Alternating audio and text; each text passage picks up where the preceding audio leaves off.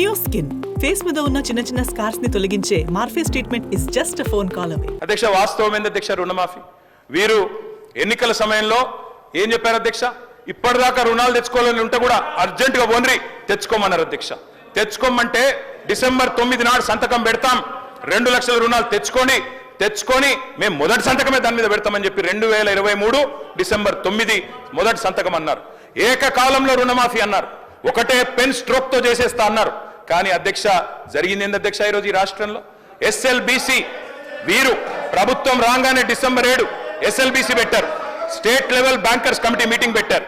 State level bankers committee meeting పెడితే అధ్యక్ష అందులో బ్యాంకర్స్ చెప్పినారు మొత్తం 2 లక్షల వరకు రుణమాఫీ చేయాలి అంటే 49,500 కోట్లు కావాలని చెప్పినారు. మరి ప్రభుత్వం ముఖ్యమంత్రి గారు చెప్పినారు, బయట ఎక్కడో మాట్లాడుతూ మైక్లో చెప్పారు, ఆ రికార్డు కూడా ఉంది, కావాలంటే ప్లే చేయమంటే చేస్తా అధ్యక్ష మీరు అనుమతిస్తే. ముఖ్యమంత్రి గారు చెప్పారు, ఏముంది ఆయనలా, మేము ఒక్క సంవత్సరం కడుపు కట్టుకుంటే 40,000 కట్టేస్తాం, ఏమున్నది అన్నారు. మరి సంవత్సరం అయిపోయింది, 40,000 కోట్లు పత్తా లేదు అధ్యక్ష. మరి కడుపు కట్టుకున్నారా కట్టుకోలేదా ఇంకేం చేసినారో మాకు తెలియదు అధ్యక్ష, వారు చెప్పాలి. అదేవిధంగా అధ్యక్ష 40,000 కోట్లు అన్నారు ముఖ్యమంత్రి గారు, ఎస్ఎల్బిసి 49,500 అన్నది, ముఖ్యమంత్రి గారు 40,000 అన్నారు. మళ్ళా వెంటనే కేబినెట్ కాడికి వచ్చే వరకు 31,000 కోట్లు అయింది. మరి ఎట్లా మాయమైతే అధ్యక్ష లెక్కలు? 49,000కి వెళ్ళి 40 అయింది, 40కి వెళ్ళి కేబినెట్కి వచ్చే వరకు 31,000 కోట్లు అయింది, బడ్జెట్కి వచ్చే వరకు 26,000 కోట్లు. మళ్ళీ ఇవాళ మొన్న పాలమూరులో విజయోత్సవం జరిపినప్పుడు మొత్తం జరిగింది 19,000 కోట్లు అని చెప్తున్నారు అధ్యక్ష. నేను సవాల్ చేస్తా ఉన్నా, ఈ ప్రభుత్వాన్ని సవాల్ చేస్తా ఉన్నా అధ్యక్ష, ఏ ఊరికైనా పోదాం రాష్ట్రంలో, కొండారెడ్డి పల్లికి పోదామా, కొడంగల్కి పోదామా, సిరిసిల్లకు పోదామా, ఏ ఊరు వాళ్ళ ఇష్టం, పాలేరు పోదామా, ఎక్కడ పోదామా వాళ్ళ ఇష్టం. ఖచ్చితంగా ఏ ఒక్క ఊర్లోనైనా 100% రుణమాఫీ జరిగిందని రైతులు చెప్తే స్పీకర్ ఫార్మాట్ లో రాజీనామా వెంటనే మీకు ఇచ్చి రాజకీయ సన్యాసం తీసుకుంటారు అధ్యక్ష, ఏ ఒక్క ఊర్లో అయినా సరే. అధ్యక్ష, ఈ రకమైన బుకాయింపు, ఈ రకమైన మోసం మంచిది కాదు అధ్యక్ష. పావులా కూడా జరగలే అధ్యక్ష రైతు రుణమాఫీ. 49,500 కోట్లు అని చెప్పి ఇప్పటి వరకు 12,000 కోట్లు కూడా చేయకుండా తప్పించుకునే ప్రయత్నం చేస్తా ఉన్నారు. ఒక మాట అన్నారు అధ్యక్ష ఆ రోజు ముఖ్యమంత్రి గారు, రైతు బంధు ఎందుకు అయిపోతుందా, మేమేమన్నా దివానగాళ్ళమా అవులగాళ్ళమా అని మాట్లాడింది అధ్యక్ష. మరి ఇలా వానాకాలం రైతు బంధు ఎగ్గొట్టిన వాళ్ళని ఏమనాలి అధ్యక్ష? వానాకాలం రైతు బంధు ఎగ్గొట్టిన వాళ్ళని ఏమనాలి అధ్యక్ష ముఖ్యమంత్రి గారి మాటల్లో? అందుకే అంటా ఉన్నాం, ఒక పంట కాదు 3 పంటలకు ఇయ్యాలని డిమాండ్ చేసిండ్రు, ఆ 3 పంటలకు ఇయ్యాలని మేము డిమాండ్ చేస్తా ఉన్నాం. ఇవాళ నిన్న భూభారతి చట్టం తెచ్చిండ్రు అధ్యక్ష, అందులో అనుభవదారుడు కాలం పెట్టింది. నేను అడుగుతా ఉన్నా కాంగ్రెస్ ప్రభుత్వాన్ని, మీరే చెప్పారు రైతులకే కాదు కౌలు రైతులకు కూడా ఇస్తామని చెప్పారు. ఎస్ సార్, కన్క్లూడ్ చేయండి, ఎందుకంటే నేను వేరేమైనా మాట్లాడుతున్నా సార్, సబ్జెక్టే మాట్లాడుతున్నా, రైతు భరోసా మీద మాట్లాడుతున్నా అధ్యక్ష. అనుభవదారుడి కాలం పెట్టారు, జమాబంద్ అని రాసినారు. మరి అనుభవదారుడి కాలం పెడితే నేను అడుగుతా ఉన్నా అధ్యక్ష, చెప్పండి దయచేసి, అనుభవదారుడి కాలం పెట్టారు, ముఖ్యమంత్రి గారు ఎన్నికలకు ముందు చెప్పినారు కౌలు రైతుకి ఇస్తాం, రైతు కూడా ఇస్తాం, భూ యజమాని కూడా ఇస్తామని చెప్పినారు. ఇవాళ ప్రభుత్వం స్పష్టం చేయాలి, రైతుకు ఇస్తామని చెప్పిండ్రు, కౌలు రైతుకి ఇస్తామని చెప్పిండ్రు, రైతు కూలీలకు ఇస్తామని చెప్పిండ్రు, తప్పకుండా ఇచ్చిన హామీ నిలబెట్టుకోవాలి. ఇంకా చెప్పాలంటే అధ్యక్ష, ఈనాడు పేపర్లో ఫ్రంట్ పేజ్ ప్రకటన ఉంది, నాకు చూపెట్టమంటే చూపెడతా, మొదటి 100 రోజుల్లోనే ఇస్తాం అని కూడా చెప్పిండ్రు అధ్యక్ష, మాట నిలబెట్టుకోలేదు. ఎన్నికల ప్రచారంలోనేమో అందరికీ అన్ని, ఇప్పుడు మాత్రం కొందరికే కొన్ని అని కోతలు పెట్టే ప్రయత్నం చేస్తా ఉన్నారు. అన్నిటికీ మించి అధ్యక్ష బడ్జెట్ లోనే వీళ్ళ చిత్తశుద్ధి బయటపడ్డది. మంత్రి గారేమో మేము నిర్ణయం తీసుకోలేదు అంటున్నారు రైతు భరోసా మీద, కానీ బడ్జెట్ లోనే వీళ్ళ చిత్తశుద్ధి బయటపడ్డది అధ్యక్ష. ఏం చెప్పారు బడ్జెట్ లో? రైతు భరోసాకి కేవలం కేటాయించింది 15,000 కోట్లు. మీకు నిజంగానే పెంచాలన్న ఆలోచన ఉన్న మాట వాస్తవం అయితే, 100 రోజుల్లో రైతు భరోసా పెంచుతామని చెప్పిన మాట వాస్తవం అయితే, మీరు ఎందుకు 15,000 కోట్లే కేటాయించారు?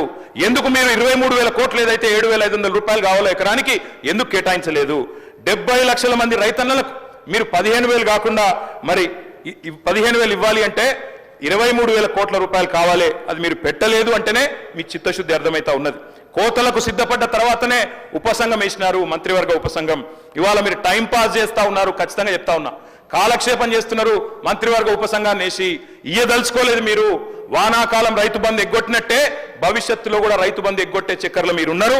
అందుకే ఇవాళ రైతులు నమ్మతలేరు, రైతును అనుమానించే ప్రయత్నం చేస్తా ఉన్నారు, అవమానించే ప్రయత్నం చేస్తున్నారు. పెద్దోళ్ళకి ఇస్తున్నారు, దుర్వినియోగం అయిపోయింది అని కావాలని ఆంక్షలు పెడతాం, అగ్ని పరీక్షలు పెడతామని చెప్పి నిందలు వేస్తామని మాట్లాడుతూ ఉన్నారు అధ్యక్ష.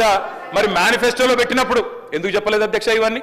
ఆ రోజేమో అందరికీ అన్ని, ఇప్పుడేమో కొందరికే కొన్ని కోతలు పెడతామని అప్పుడు ఎందుకు చెప్పలేదు అధ్యక్ష? అందుకే అధ్యక్ష ఐటీ గట్టేటోళ్లకు అధ్యక్ష ఈ రాష్ట్రంలో అధ్యక్ష పాన్ కార్డులు ఎన్ని ఉన్నాయో తెలుసా అధ్యక్ష? ఈ రాష్ట్రంలో 1 కోటి పైచిలకు పాన్ కార్డులు ఉన్నాయి. మరి రేపటి రోజున పాన్ కార్డులు ఉన్న వాళ్ళందరికీ కట్ చేస్తామంటే, ఐటీ కట్టేటోళ్ళకి కట్ చేస్తామంటే ఎట్లా కుదురుతుంది అధ్యక్ష? అధ్యక్ష, లీకులు ఇచ్చి రాయిస్తున్నారు. గుట్టలకు పుట్టలకు రైతు బంధు అని కట్టుకథనాలు రాయిస్తా ఉన్నారు. ఉపసంఘం నివేదికలో 1,00,000 కొరీలు పెడతా ఉన్నారు. రైతు బంధు పథకం ఉసురు తీయబోతున్నారు, ఉరేయబోతున్నారు అనేది మా అనుమానం. ఉపసంఘం నివేదికను ఖచ్చితంగా రాష్ట్ర ప్రజల ముందు పెట్టాలి, శాసనసభ ముందు పెట్టాలి. అధ్యక్ష, నేను ఒకటి అడుగుతున్నా అధ్యక్ష, ప్రభుత్వ ఉద్యోగులకు ఐటీ చెల్లింపుదారులకు రైతు భరోసా కట్ చేస్తారా? మంత్రి గారు చెప్పాలి. ప్రభుత్వ ఉద్యోగులకు భూమికున్న బంధాన్ని తెంపేస్తారా? వాళ్ళు రైతు బిడ్డలు కాదా? వాళ్ళు భూమిపుత్రులు కాదా? రైతు బిడ్డ ఉద్యోగి అయితే వారికి కటింగ్ పెడతారా? తప్పకుండా చెప్పాలి. తరతరాలుగా సాగుతున్న భూమిని, సాగు చేస్తున్న వ్యవసాయాన్ని మరి వ్యాపారంగా చూస్తారా అని అడుగుతా ఉన్నా అధ్యక్ష. అధ్యక్ష, ఈ రోజుల్లో ఉన్న రుణ వ్యవస్థ ప్రకారం, అర్హతల ప్రకారం గ్రామాల్లో కూడా ఐటీ చెల్లింపులు చేస్తున్న వాళ్ళు ఉన్నారు, పాన్ కార్డులు ఉన్న వాళ్ళు ఉన్నారు, రైతన్నలకు కూడా పాన్ కార్డులు ఉన్నాయి. పాన్ కార్డు ప్రాతిపదికగా తీసుకుంటే వాళ్ళందరికీ కూడా రైతు బంధు కట్టే ప్రమాదం ఉందని వారు భయపడతా ఉన్నారు. ఖజానాలో సొమ్మంతా కర్షకుడే మింగేసినట్టు గోరంతలు కొండంతలు చేసి ప్రాపగాండ చేస్తా ఉన్నారు. ఇది మంచిది కాదు అధ్యక్ష.